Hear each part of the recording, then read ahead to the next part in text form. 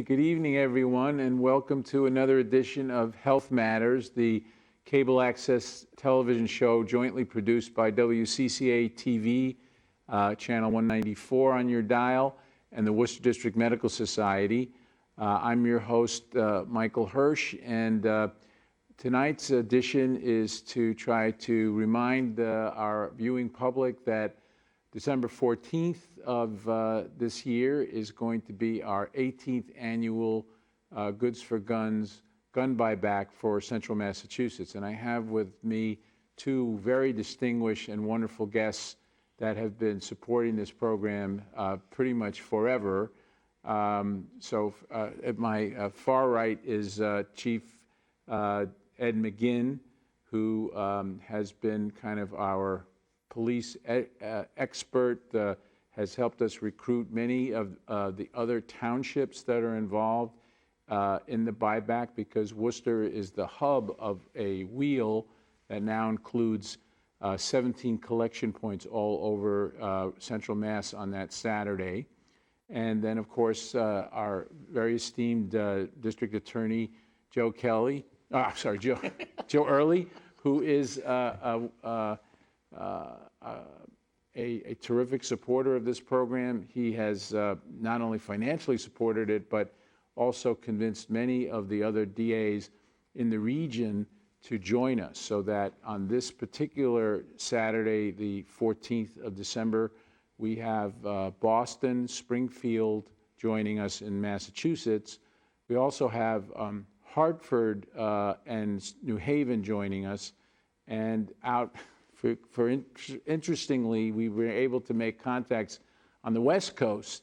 So we also have San Francisco, San Mateo, and Redwood City in California, and then Las Cruces and Taos, New Mexico in New Mexico.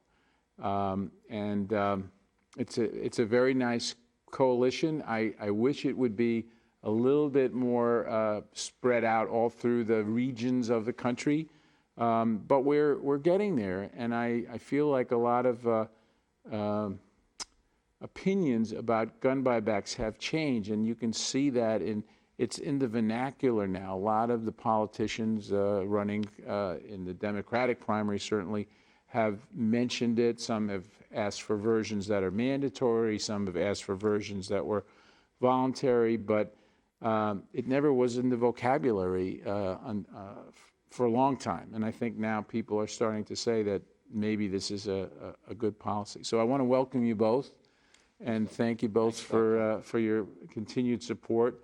One of the things that I wanted to talk to you both about is where do you see the gun violence map moving, especially when it comes to our local area? Do you see an improvement? Do you see a worsening?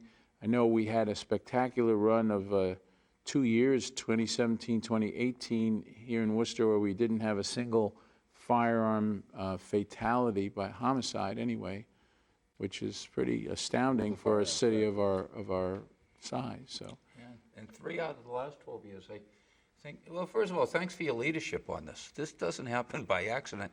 And yes, all the DAs in Massachusetts signed on. That's because we invited you down, and you addressed them, and your case is very compelling as to why this is an infringement on the Second Amendment, why it helps with regards to suicides, why it helps with regards to the widower who might be in a home with a gun, who wants to get rid of that gun and do it in the safest way, and just really wants the gun taken out of the house. And it's a great partnership with the Worcester Police Department and a lot of police departments throughout the state. Now, so thanks for your leadership on that. Well, thank you.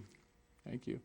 Well, you know, this blue coat, white coat thing we have going on, Ed, is something that we tried to sell to that mayor's consortium that Marty Walsh and at the time Mayor Alorza from Providence was trying to set up. And to Mayor Petty's credit, I was the only public health officer that came there. But I think by having the two of us say it's a public safety and a public health issue to have an unsecured weapon in the home, firearm in the home, I think it makes the argument that much stronger. Absolutely. Roughly 40,000 people a year across this country die with gun as a result of a firearm misuse. Most of them are suicides. And that's an astounding fact. You see that many people dying by their own hand with a gun that's in the house, legally or illegally, whatever. We're not even getting to that argument. But it's just, nobody's immune from being despondent or being depressed or something not breaking their way. And life can be hard. And in that fleeting moment of despondency, they take the gun and put it to their head or to their chest or in their mouth or whatever and pull the trigger. There's no rescue there. Guns are 85%, the efficacy rate is about 85% with firearms. And that leaves the other 15% usually pretty well deformed and with a very hard life going forward, those that live through it. And again, with people who try to take pills, quite often they'll call us and reach out for help during the course of it. They'll change their mind. Not so with a gun. And for that reason, if the gun is not being properly cared for, properly secured, folks just don't want it. This is a good opportunity to have it taken off their hands with complete anonymity. We're not asking any questions. We're not asking names, where you got it, anything along those lines.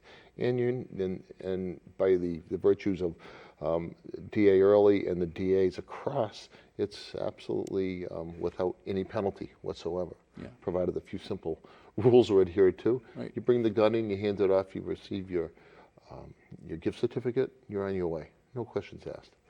Right, and that amnesty that you give is huge, because so many of these guns are not legally owned. They may have been inherited. They may have been, something that someone got in a, flea market somewhere, or certainly out of state. It's a lot easier to get these guns legally. Yes, you can go up to Vermont. We know we've seen the problems there, trading heroin for guns. But we have very strict gun laws in Massachusetts.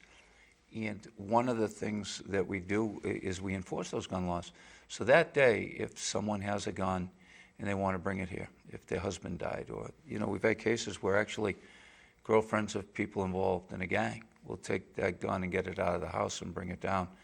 We will give them amnesty, to bring the gun to the police department, to bring it wherever we're accepting the guns that day. And, if they're pulled over for a traffic infraction or something like that, and they're on their way to the drop-off point, we will give them amnesty. We won't prosecute those cases. Our main goal, again, is, Eddie said it, is to get the unwanted gun off the street. If, there's a house break and that gun isn't properly secured, we know that a large percentage of them end up in future crimes. We know that for the person who's suffering from mental health issues, especially depression, Eddie talked about, Chief McGinn talked about an 85% efficacy rate, and that's something we're trying to avoid. We've all been around mental health. I did mental health law for 17 years, and the crazy thing, I'm sorry, I don't mean to put it like that, the bad thing with regards to depression and anxiety is that in those few dark moments, someone can pick up that gun, and 85% of the time that they are successful with the suicide attempt, and the other 15% leads, most of the time it leads to pretty horrible consequences. So our goal is not to step on anyone's Second Amendment rights, but just to get the unwanted gun out of the house and secured. Right. And I would also say that a lot of the suicide research has now shown that the folks are really doing this as an impulsive thing.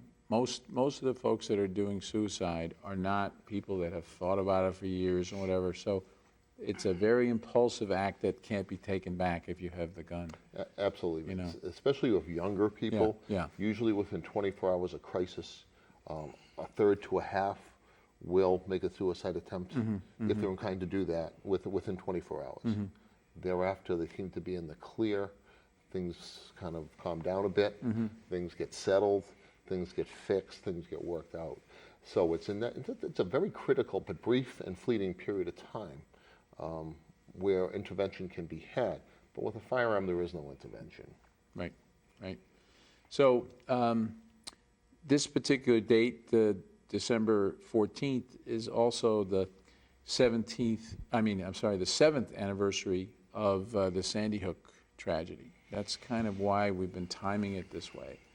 And we have a number of groups, Moms Demand Action, which is an offshoot of the Everytown Foundation down in Connecticut. are going to be playing this up on their social media, and we're hoping that that will bring out a bigger response. But we have been criticized over the years is that, we're getting really lousy weapons, the kind of things that people just bring in, and they're old, deer rifles or blunderbusses or, things that people wouldn't use in interpersonal violence. It's just not been borne out. The statistics have shown that 3/4 of our weapons have been revolvers or semi-automatic long or short weapons, and those are very lethal weapons. I was saying to Chief McGinn before we filmed today that David Hemingway, who's a really national expert in gun violence from the Harvard School of Public Health, came to speak at the medical school last week and said that 2/3 of the teen firearm suicides are done with rifles because they're so available. People don't really, they put them in the barn, they put them in the garage, especially in rural climes.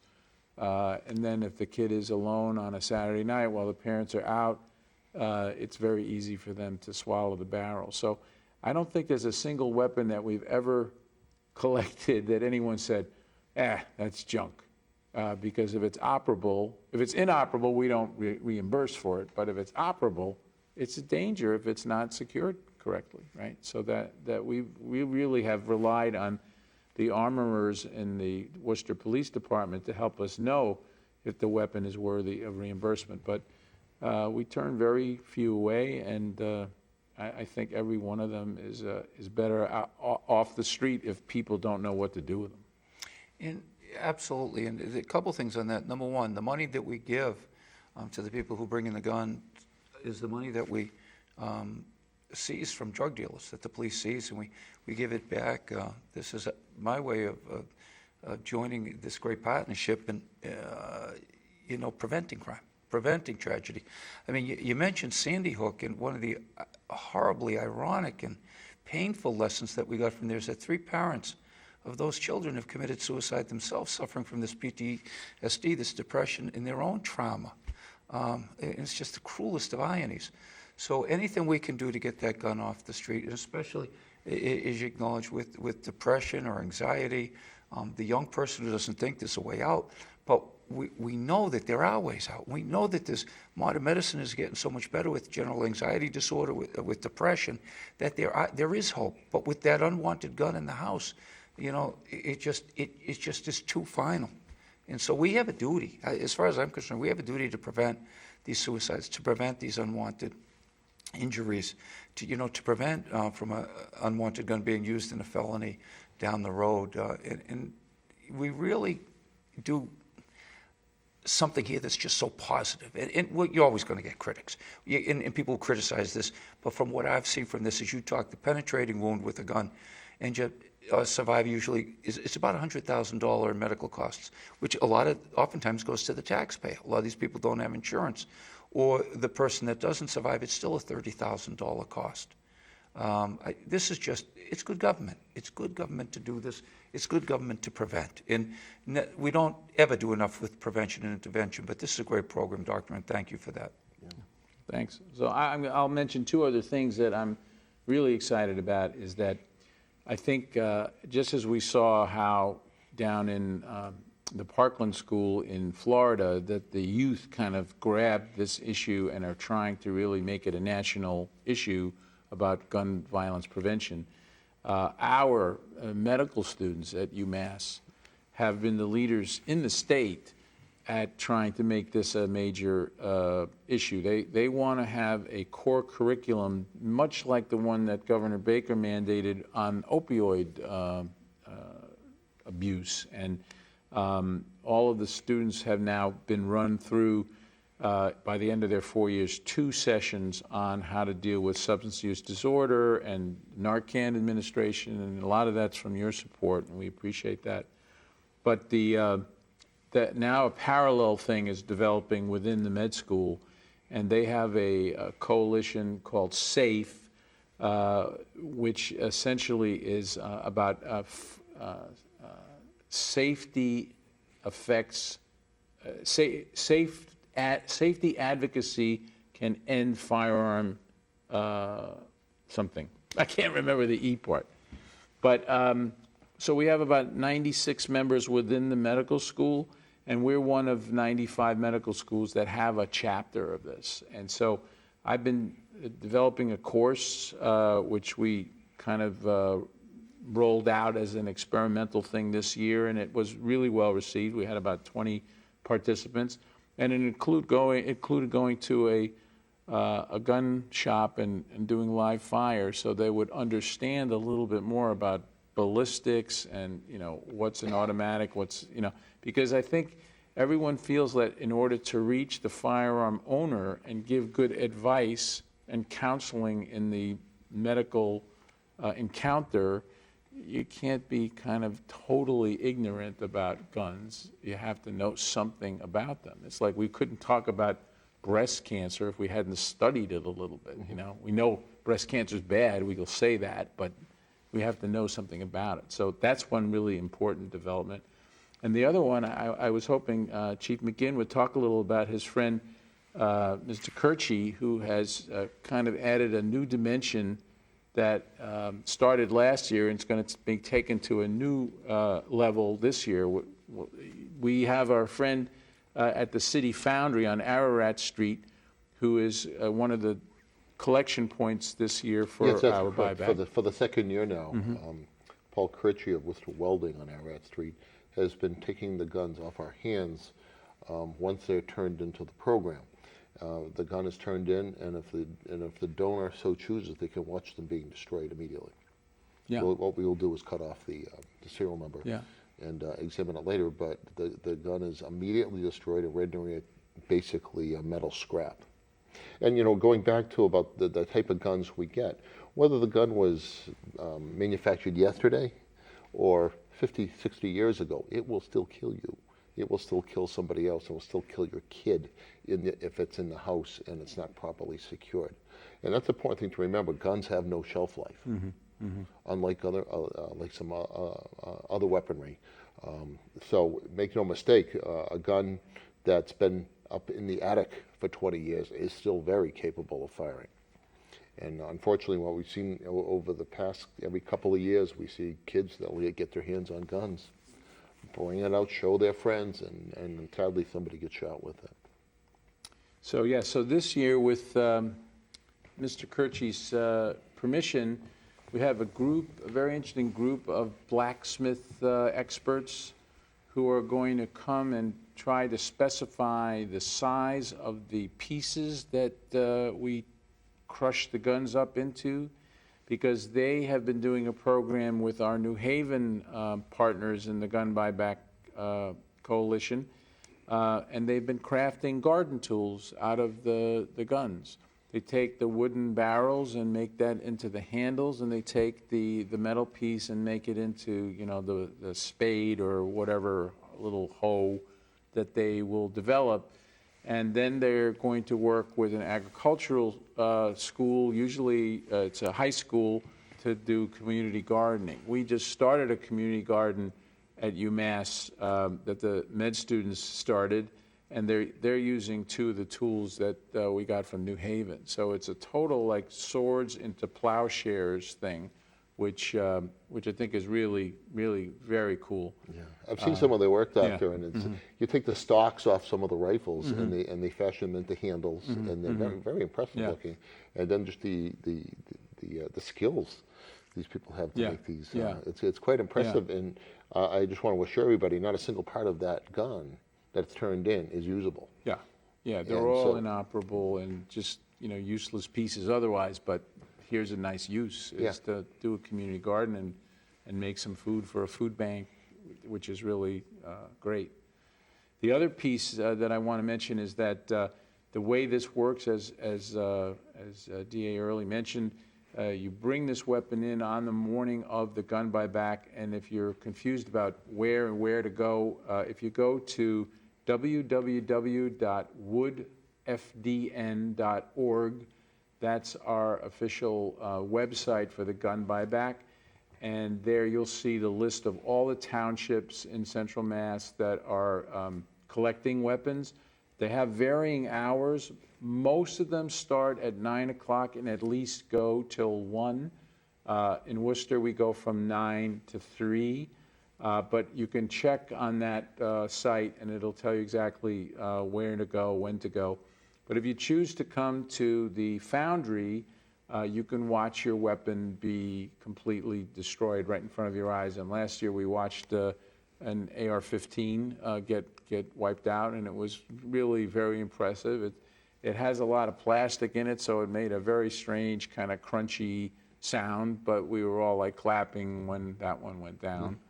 The reimbursement rate is the same as we've done, and we've basically kept it the same because when we do an anonymous survey of the folks that come, they say they're not coming in for the reimbursement. They're coming in because they want the gun out of their house. And I think that's the most telling thing. People get all hung up on, you got to give more money, or you got to, give cash cards and not gift cards to grocery stores, which we do. We give Wegmans cards and Market Basket and Big Y and Stop and Shop and Price Chopper. And we kind of vary it up in the towns to what's nearby the town. So hopefully you'll get the right card in the right town. But it's $25 for a rifle or a replica gun, $50 for a pistol, and for a semi-automatic weapon, either long or short, it's $50. There's no limit on how many guns you can bring in. They're all going to be checked out to see whether they're operable, because if you want to bring something else in that you're worried about, we've collected brass knuckles, we've collected ammo. We don't reimburse for that stuff. We've collected stilettos and machetes. But, we just want to make your house safer. And that's what we're teaching the medical students. We want every family to do an individual risk assessment. And is their home safer with that weapon than if it was out of the house? And if you have a demented uncle living with you, a depressed teen, a spouse with anger management problems, an inquisitive toddler running through your house, a person with substance use disorder, the risk rises so that it's no longer safe to have that weapon. And that's our hope. If you decide you still want to keep the weapon, we're distributing free trigger locks, and we will also give trigger locks to you if you know family members that have weapons that you want to encourage them to keep more secure. So I think it's a win-win-win-win-win. So at that www.woodfdn.org, there's a whole story of the background of how the Gun Buyback was started. It's named after my fallen comrade, a resident at Columbia Presbyterian Medical Center with me in 1981, who was murdered out in front of our hospital. And this year, his family is helping us promote this on social media. His son, who he never got to know because his wife was 3 months pregnant when he was murdered, is a nurse in Manchester and has been very supportive, so we're very grateful. So this is the time that I usually try to wrap up, because I know there's a lot to say, and we could go on for a long time. So I was hoping you guys might give us a little final thoughts here. Sure. Well, thanks again, Doc, for leading this. You're really inspirational in this, and I know you have quite a full plate, and that you do this is quite remarkable. But this is a great opportunity for people who have a gun in the house. Don't care how it got there. Don't not care how long it's got there, or it's been there. You can come to one of our sites with complete amnesty, turn the gun in, no questions will be asked, and then you can walk away with a gift certificate. And as you mentioned, quite often people don't come in for the money value. This is just a little bit to push you over the edge to get you to do it. You've got to be out Christmas shopping that day anyway. Yeah. Make this your first stop. Come out, drop off the thing, get it out of your house. Moms with kids who were, maybe on the edges of the gangs or well within a gang, we've seen them. Again, family members. who are a little concerned about the gun owner in their home who may have various issues. But this is a good opportunity. Again, no questions are asked. And it's very hard to stay within the law as a gun owner in Massachusetts. The laws are evolving. They're pretty tricky. And if you're not quite sure and you want to get rid of the gun, you don't use it, perfect opportunity. Thanks. And I just echo that, Doctor. Thanks for your leadership, and Chief McGinn as well. Thank you to the Worcester Police Department for partnering in this. Again, this is an unwanted gun that we're trying to get rid of. We're not trying to take anyone's guns away. And it's amazing, you've echoed some of the stories in the past where how good someone felt when they finally got that out of the house, because someone might have had a mental health issue. They might have been suffering from depression. As you said, there might have been someone with a substance use disorder problem, or other stories that we don't hear where someone might be on the fringe of bad behavior.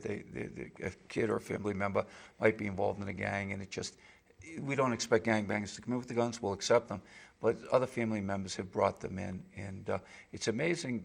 They tell us how the stress, pours off their back after they've gotten that gun out of the house, because it was something that was just on their mind every day. It was something they thought about every day.